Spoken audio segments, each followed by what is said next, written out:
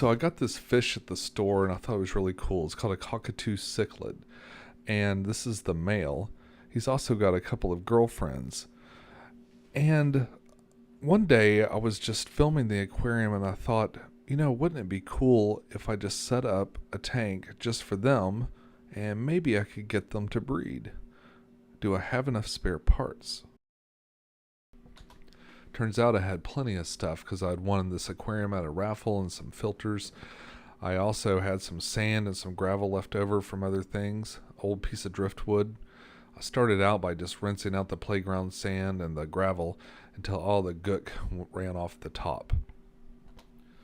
So I scooped the sand out a little bit at a time and I evened it out nicely all the way across the aquarium. The idea was to have a planted aquarium, and I didn't think I would have a lot of plants because I really don't have a lot of light, but I wanted to have just enough. I filled up some of the aquarium with my water from the big 56 gallon that's right next to it, and added some filtration, some plants, and some of the gravel, and made a nice little planted tank for them. I even took the time to construct a small coconut love shack in hopes that they would use that to help them breed. After I cycled the tank with some guppies, I added the breeding pair. I took a male. Actually, I went out and bought another male because I didn't want to move the guy out of the 55. And I took one of his females, who is much older, and I stuck them in the 10-gallon together. He did not know how to react to this older female's advances, and it was a little bit touch and go at first. He clearly did not know what to do, but eventually he must have figured it out because I ended up with babies. Now, the male actually ate most of the babies, and I had to remove him early. And after they grew, I ended up with 4 when it was all said and done. And after they got a little bit older, I took the mom out too. Both the mom and the dad have been moved to my 30-gallon tank, which is extremely densely planted. I haven't trimmed the plants in ages, and they've done really well. I suspect he's eating a lot of the cherry red shrimp and guppies in this tank, and he seems to have done very well for himself. He's got wonderful color.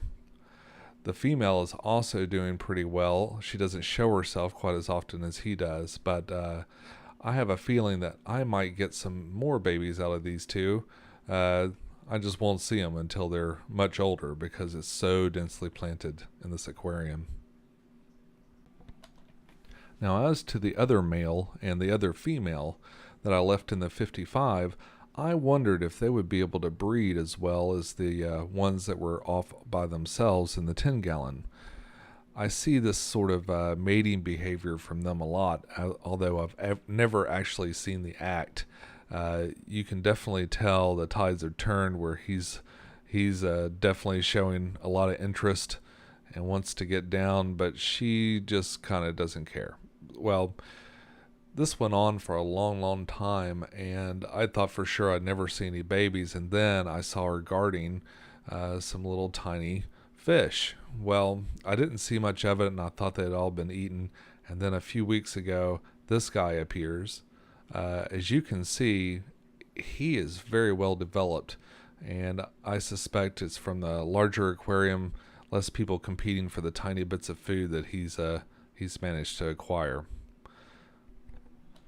So I guess what it came down to is the 10-gallon, where there was no competition and very little to fear, had 4 babies, and the 55 had 1.